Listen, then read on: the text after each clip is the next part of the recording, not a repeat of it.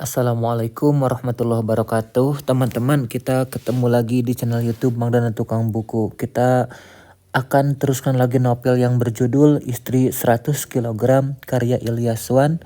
Sekarang masuk part 17, Sudut Pandang Ayu. Enggak, aku enggak mau. Dan aku enggak izinin kamu untuk kerja. Larang Mas Adam padaku. Aku enggak butuh izinmu, Mas, tegasku. Seandainya saja dia tidak sampai menikah dengan Claudia, tentunya aku tidak akan sekeras ini. Kamu nggak bisa gitu dong, seenaknya main keluar masuk perusahaan. Semua itu ada prosedurnya masing-masing, dan gak semudah itu kamu bisa handle sendirian.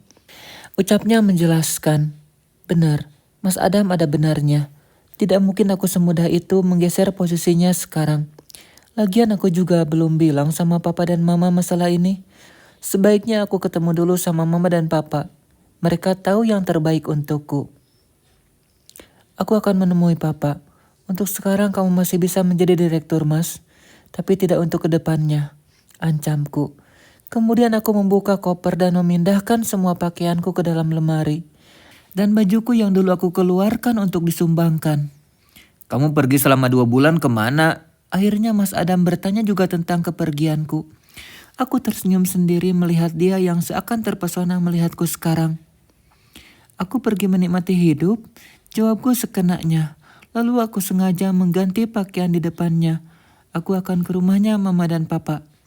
Jadi aku harus tampil agak tertutup dari pakaianku tadi. Kak, kamu mau ngapain? Tanya Mas Adam gagap. Dia terlihat seperti orang khawatir. Beberapa kali dia menelan salipaknya ketika melihatku hanya memakai crop top. Kamu gak lihat aku lagi ganti baju? Tanyaku tanpa melihat ke arahnya. Setelah selesai aku mengambil tas kecil yang tadi sempat aku simpan di atas tempat tidur kemudian memakainya. Kamu mau kemana lagi? Baru juga pulang? Tanyanya mencegat tanganku. Aku mau ke rumah mama dan papa untuk ngasih tahu kalau kamu udah hianatin aku, anak kesayangan mereka. Ketusku kesal sambil menarik tanganku yang dia pegang. Dengan cepat dia menutup pintu kamar dan menguncinya. Lalu kuncinya dia lempar ke sembarang arah. Kamu mau ngapain? Tanyaku cemas. Aku bilang kamu gak boleh kemana-mana lagi. Tegasnya padaku. Aku ke rumah mama, bukan kemana-mana. Pegiku marah. Kemudian dengan cepat aku mengambil kunci yang dia lempar tadi. Tapi setelah aku menggapai kunci, tiba-tiba Mas Adam menangkap pinggangku. Sini kan kuncinya. Bentaknya padaku dengan berusaha menggapai kunci yang kini sudah ada di tanganku. Enggak, aku mau pergi. Balasku lagi dengan meronta-ronta berusaha untuk melepaskan diri dari Mas Adam. Lama kami saling berebutan kunci. Hingga tiba-tiba Mas Adam mengangkat tubuhku tinggi dan melempar tubuhku ke atas tempat tidur. Au, kakiku kesakitan. Rasanya tulang punggungku sakit sekali. Belum sempat aku bangun Mas Adam sudah berada di atasku. Sekarang posisiku di bawah dia. Kedua tanganku dia pegang dan dengan sengaja dia mendekatkan wajahnya ke wajahku.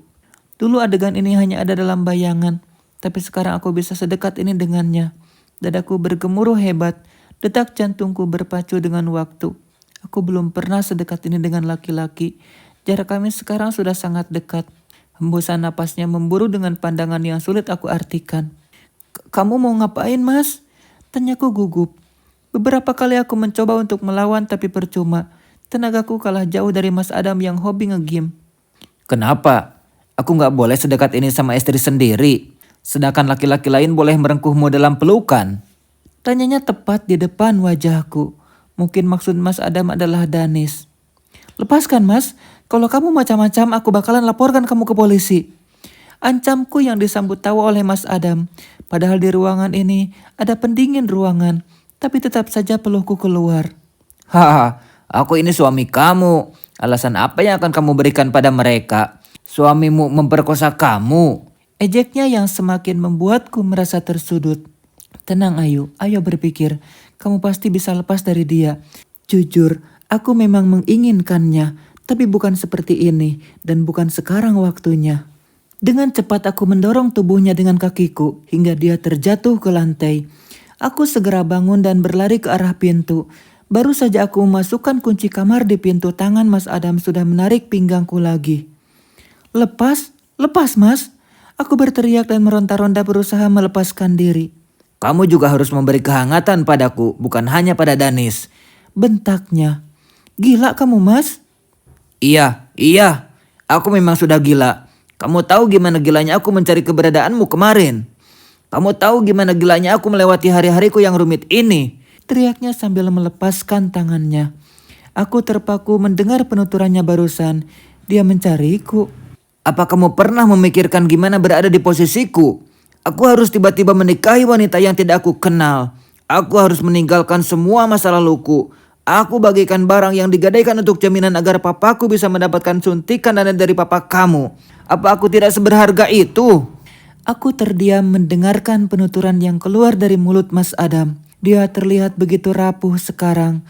Matanya merah menahan tangis. Bahkan kini dia terduduk di lantai. Dia menutup wajahnya dengan kedua tangannya. Aku juga ingin bahagia dengan jalanku sendiri. Aku bahkan tidak lebih berharga dari uang yang diinginkan orang tuaku. Aku benci kamu, Ayu. Aku benci hidupku. Sekarang bahunya terguncang hebat. Mas Adam yang aku kenal tegas dan keras sekarang menangis. Aku berjalan mendekat ke arahnya dan berjongkok di depannya. Ku pegang bahu yang kekar itu, lalu memegang wajahnya yang sembab dengan kedua tanganku. Ku perhatikan wajah yang dari dulu menghiasi mimpi-mimpi malamku. Ku tarik tubuh Mas Adam ke dalam pelukan. Tanganku menepuk-nepuk punggungnya sesekali masih berguncang. Maaf, ucapku pelan. Entah berapa menit kami berpelukan, sampai akhirnya Mas Adam mengurai pelukannya dan menghapus air matanya dengan kedua tangannya. Aku yang seharusnya minta maaf. Tadi aku sudah... Mas Adam menggantung kata-katanya, tapi aku tahu maksudnya apa. Kalau kamu mau, kita bisa mempermudah keadaan ini, Mas, ucapku. Apa? Tanyanya sambil menatap ke arahku. Mas, dengar, aku mencintai kamu, suamiku. Aku menyayangi kamu sepenuh jiwa dan sepenuh hati. Dari dulu hingga sekarang. Tapi kini aku sadar, jalan kita berbeda. Tujuan kita sama tapi tak seirama. Aku mencintai kamu, tapi kamu mencintai Claudia. Kalau kamu mau, kita bisa bercerai. Ucapku menatap dalam manik mata elang itu. Mas Adam terperangah mendengar penuturan dariku. Dia menggeleng beberapa kali sambil berdiri. Enggak, aku enggak setuju. Ucapnya seraya mengambil tisu dan menghapus sisa ingusnya. Kalau masalah uang, biar nanti aku saja yang membicarakannya sama papa. Aku enggak setuju. Sentaknya kasar. Tapi kenapa? Bukannya ini yang kamu inginkan?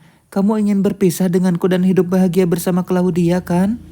Biar kamu bisa menikah dengan Danis. Tanyanya balik. Ya terserahlah, aku juga nanti mau nikah dengan siapa. Ujarku pasrah. Enggak, aku enggak mau. Jadi mau kamu apa? Kamu mau memiliki aku dan juga Claudia. Jangan egois kamu, Mas. Aku belum menikah dengan Claudia.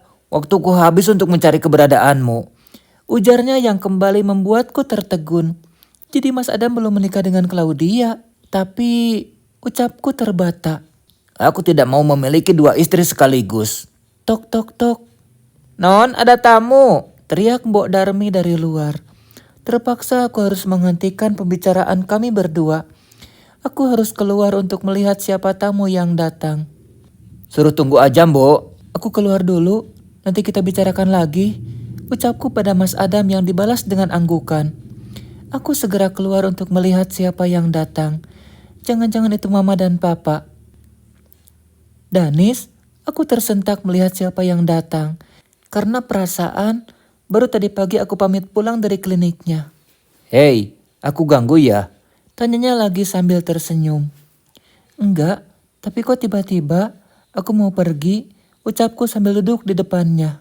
Aku cuma mau balikin ini. Jawabnya sambil menyodorkan dompetku yang berwarna coklat. Ya ampun, aku gak tahu kalau ternyata dompetku ketinggalan. Ujarku kaget. Mungkin dompetku terjatuh di dalam mobilnya ketika aku berbelanja baju dan sepatu. Siapa tamunya, Ayu? Tiba-tiba Mas Adam keluar dengan baju kerjanya. Dia berjalan sambil membenarkan posisi dasinya. Adam? Danis terkejut ketika melihat Mas Adam yang keluar dari kamarku. Aku juga salah tingkah ketika Danis melihat ke arahku. Berbeda dengan Mas Adam yang terlihat biasa saja. Sepertinya dia sengaja ingin memberitahu Danis jika kami adalah suami istri. Enak saja. Dia pikir cuma dia saja yang bisa bermain api dengan Claudia. Lagi pula sebentar lagi aku pasti akan bercerai darinya. Danis, kok kamu di sini? Tanya Mas Adam sok kaget. Iya, aku balikin dompetnya Ayu. Kamu ngapain di sini pagi-pagi? Dan ada hubungan apa kamu sama Ayu? Tanya Danis penasaran. Dia sepupuku. Jawabku cepat sebelum Mas Adam membongkar semuanya. Mas Adam melihat ke arahku dengan tatapan tajam. Dan aku hanya membalasnya dengan senyum.